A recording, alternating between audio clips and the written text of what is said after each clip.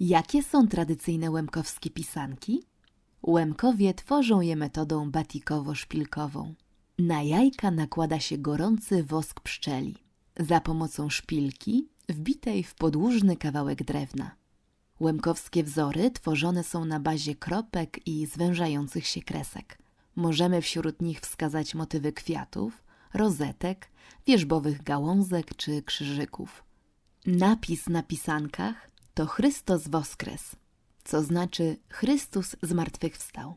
Dawniej jajka barwiono w naturalnych barwnikach, m.in. w wywarze z buraków, ziół, kory, czerwonej kapusty, jarego zboża czy łupin cebuli. Po zafarbowaniu i wysuszeniu możesz zostawić wosk lub zetrzeć go, podgrzewając przy świeczce.